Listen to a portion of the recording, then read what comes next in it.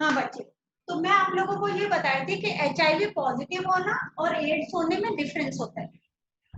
HIV positive होने का मतलब होता है कि once the HIV enter in the body of the individual, जो ह्यूमन इम्यूनो डेफिशिएंसी वायरस है वो जब किसी इंडिविजुअल की बॉडी में एंटर कर गया, तो जब एंटर कर गया तो उस टाइम में वो क्या कर रहा है, अपना नंबर इंक्रीज कर रहा है बाय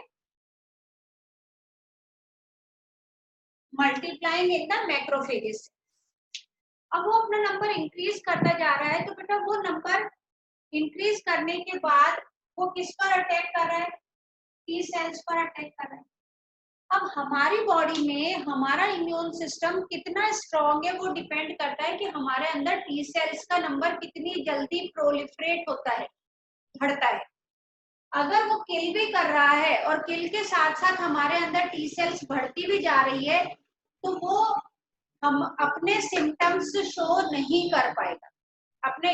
एक्चुअली एड्स का खुद का कोई सिम्टम नहीं है, एड्स कोई सिम्टम नहीं शो करता। एड्स की वजह से कोई हमारा बॉडी के ऊपर कोई इफेक्ट नहीं होता, वो केवल टी सेल्स के नंबर को डिक्रीज कर देता है, जिसकी वजह से हमारी इम्यूनिटी वीक हो जाती है। और एक कॉमन कोल्ड भी, अगर मेरे को कॉमन कोल्ड भी हुआ है और अगर मेरे को HIV पॉजिटिव होके मेरे को एड्स हो गया, तो मेरे अंदर वो कॉमन कोल्ड भी निमोनिया में कन्वर्ट हो जाएगा और मेरी डेथ निमोनिया की वजह से हो जाएगी।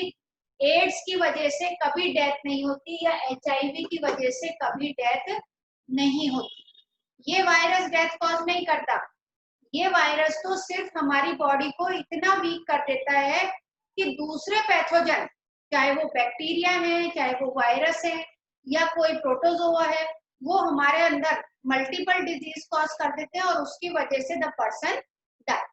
तो HIV पॉजिटिव का मतलब है कि HIV का एंटर हो गया है, that is called as HIV positive. और एड्स का मतलब ये हुआ कि जब वो एंटर करने के बाद टी लिम्फोसाइट को इतना डिस्ट्रॉय कर दिया कि इम्यून सिस्टम वीक हो गया, that is called as AIDS. HIV positive होने से और एड्स के सिम्टम्स अपीयर होने के बीच में जो टाइम पीरियड होता है, उस पीरियड को कहा जाता है बेटा, कुछ लोग कहते हैं उसके लिए वर्ड होता है विंडो पीरियड, कई बार उसको कहा जाता है लैग पीरियड और कई बार वर्ड यूज होता है इंक्यूबेशन पीरियड। ये सभी पैथोजन के लिए यूज होता है। विंडो पीरियड यानी एंटर होके और सिम्टम्स अपीयर होने के बीच का टाइम गैप। लैग पीरियड भी कि आज एंटर करा, सिम्टम्स 10 दिन बाद, 20 दिन बाद, साल भर बाद, महीने बाद अपीयर हो रहे, दैट इज। और इंक्यूबेशन मतलब जितने टाइम में द वायरस और द पैथोजन अपने आप का नंबर इंक्रीज कर रहे हैं कि then the symptoms can appear, that is called as incubation period. तो किसी भी तीनों फॉर्म में ये आ सकता है।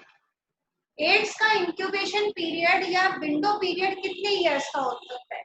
It can be from the 2 to 10 to 14 years, यानी किसी में 2 साल में ही एड्स के सिम्टम्स आ जाएंगे, किसी में 14 साल तक नहीं आएंगे। HIV पॉजिटिव रहेगा लेकिन एड्स के सिम्टम्स नहीं आएंगे, वो हो जाता है उसका लेग पीरियड। वो डिपेंड करता है कि उसका इम्यून सिस्टम कितना स्ट्रॉन्ग होता है। यूजुअली फीमेल का इम्यून सिस्टम वीक होता है तो उनके में ये विंडो पीरियड शॉर्ट हो जाता है, मेल के में विंडो पीरियड लॉन्ग हो जाता है, डिपेंड करता है कि उसकी इम्यूनिटी कैसी। तो ये हो गया बेटा HIV या फिर एड्स किस तरह से हमारे अंदर अफेक्ट करता है, किस तरह से ट्रांसमिट होता है, ये आप सबको आता ही है बेटा। It is transmitted from by the sexual contact. अगर इन्फेक्टेड निडल है, यानी कि अगर कोई HIV पर्सन है उसके निडल लगाई और उसी निडल को दूसरे की यूज कर दी, उसी सिरिंज को, तो उसको इन्फेक्शन हो जाएगा।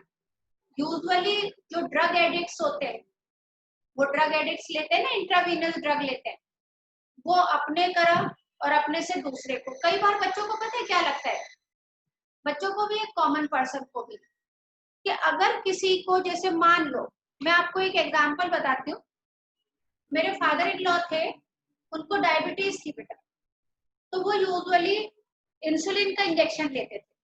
तो इंसुलिन का इंजेक्शन लेते थे तो वो क्या करते थे, अपनी सिरिंज को इंसुलिन लिया और अपने लगा ली, उसी सिरिंज को और निडल को वो संभाल के रख लेते थे। क्या होता है जब एज हो जाते हैं ना, तो सब लोग सोचते हैं मिनिमम पैसा खर्च करा जाए, ज्यादा पैसा नहीं खर्च किया जाए, तो उस निडल और सिरिंज को रख लेते थे, उसको वापस से उसको स्टरलाइज करके और फिर उसी को यूज कर लेते थे। तो मेरी मदर इन लॉ कहती एड्स हो जाएगी, क्या आप यूज कर रहे हो, आजकल सब डिस्पोजेबल होती है कि भाई फेंक दो और दोबारा से नहीं निकालो, नहीं तो एड्स हो जाती है। एक्चुअली जो मेरी मदर इन लॉ कह रही थी ना एड्स हो जाएगी, वो रॉन्ग था। क्यों रॉन्ग था? क्योंकि पहले भी इंजेक्शन उन्होंने खुद नहीं लगाया है और अभी भी इंजेक्शन उन्होंने खुद के ही लगाया है। हम लोग डिस्पोजेबल सिरिंजेस हॉस्पिटल्स में डिस्पोजेबल निडल्स क्यों यूज करते हैं? क्योंकि हॉस्पिटल में अगर कोई XYZ पर्सन आया, उसको इंजेक्शन लगा, हमें नहीं पता कि उसको एड्स है या नहीं है, और हमने अगर उसी निडल से किसी दूसरे को लगाया तो वो इन्फेक्शन पड़ सकता है। यानी इन्फेक्टेड पर्सन को अगर हम निडल लगा रहे हैं, तो अगर कोई हेल्दी आया और उसको हमने सिरिंज यूज करी और फिर दूसरे को करी, तो उससे एड्स नहीं होएगा बेटा, इन्फेक्टेड पर्सन को लगाने से। ऐसे यूजुअली आजकल अगर जाते हैं ये बार्बर शॉप में, तो वहां पे भी बेटा कहा जाता है शेविंग के लिए, तो रेजर का जो ब्लेड होता है वो हर बार कहते हैं कि न्यू यूज करो, इसीलिए क्योंकि हमें नहीं पता कौन पर्सन HIV पॉजिटिव है या कौन पर्सन HIV नेगेटिव है। तो इसलिए इन्फेक्टेड निडल से ट्रांसमिट होता है, इन्फेक्टेड ब्लेड से ट्रांसमिट होता है। अगर मदर HIV पॉजिटिव है और उस टाइम में वो प्रेग्नेंट हो गई, तो बेबी को हो जाएगी, ठीक है। तो बेबी को यानी कि फीटस को हो जाता है HIV from the pregnant mother, अगर मदर HIV पॉजिटिव है। और सपोज मदर HIV पॉजिटिव है और बेबी के बर्थ से पहले पॉजिटिव नहीं थी, बेबी के बर्थ के बाद वो पॉजिटिव हो गई और वो मदर जो है वो फीड करवा रही है बेबी को मिल्क, तो भी HIV ट्रांसमिट होगा। तो these are the processes through HIV is transmitted to the other person. ये हो गया बेटा हमारा HIV का। Now we come on to the another disease that is ringworm यानी फंगल डिजीज।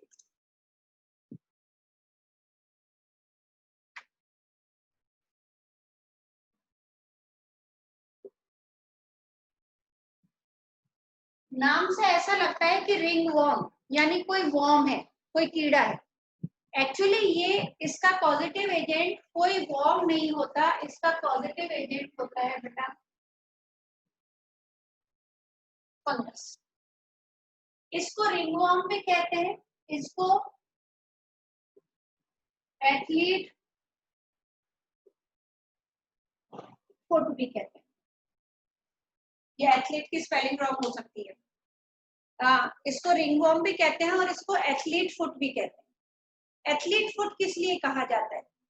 यूजुअली एथलीट्स जो होते हैं बेटा बहुत ज्यादा प्रैक्टिस करते हैं, बहुत ज्यादा प्रैक्टिस करते हैं, शूज पहने रहते हैं, सॉक्स पहने रहते हैं, पसीने ज्यादा आते हैं, और फिर वो क्या करते हैं कि प्रैक्टिस के बाद में उन सॉक्स को निकाल के शूज में अगर आपने ऐसे ही डाल दिया और फिर वापस से उन्हीं सॉक्स को पहन लिया, तो आपको ये पता है बेटा fungus grow well in the warm and humid condition, और एनवायरमेंट में फंगस के स्पॉट्स तो सब जगह प्रेजेंट है, और धीरे धीरे वहां पे फंगस की ग्रोथ होती है, और हमारा जो लेग फीट होती है उसकी जो टोस के बीच में जगह होती है जहाँ पे पसीना आता है, वहां पे वो फंगल ग्रोथ हो जाती है, और उसकी वजह से जो इन्फेक्शन होता है उसको क्या कहा जाता है बेटा? एथलीट। रिंगवॉर्म कहीं पे भी हो सकता है, वो एरिया जहाँ पे वार्म और ह्यूमिड हो। यूजुअली ये लोगों को इस गर्दन के इधर वाली जगह में हो सकती है, आर्मपिट्स रीजन में हो सकती है, या फिर ग्रॉइन रीजन में हो सकती है। तो it can be in the neck region, anywhere it can happen, depends on the cleanliness, कितना क्लीनलीनेस मेंटेन करते हो।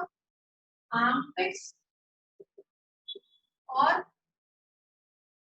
Groin reason. अब ये ग्रॉइन रीजन कौन सा है, आर्मपिट रीजन कौन सा है? अगर हम लोग ह्यूमन बीइंग का स्ट्रक्चर लेते हैं,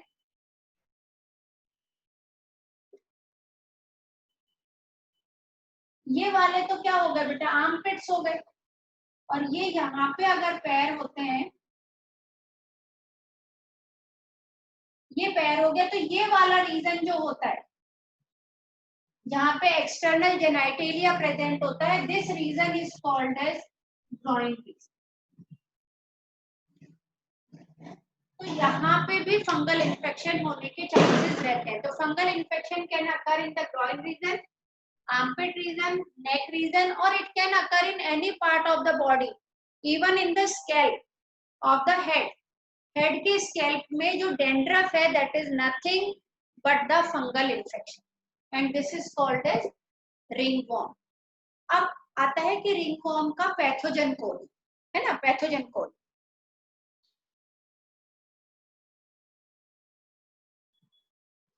तो पैथोजन होते हैं बेटा fungus which belongs to the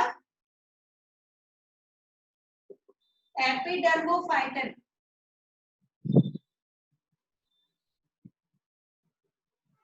trichophyton और माइकोस्पोरम।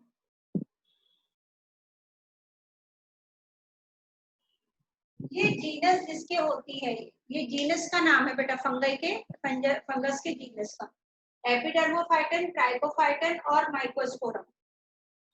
ये बेटा दैट कॉजेस फंगल डिजीज और the ringworm disease. Actually how this causes, और क्या सिम्टम्स होते हैं? तो सिम्टम्स क्या होता है कि देयर इज अ इचिंग। आपको पता है फंगस किस तरह का है बेटा, फंगस कैसा होता है?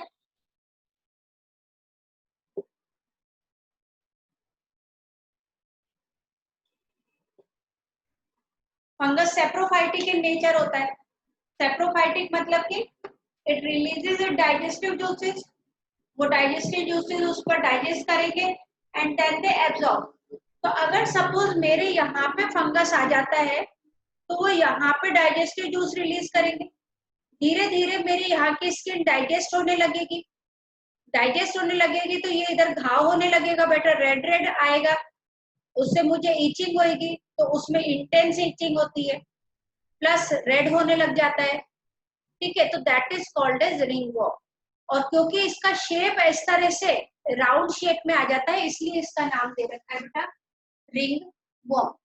यही चीज अगर हमारे हेड रीजन में होता है, हेयर्स में, that is called as dandruff.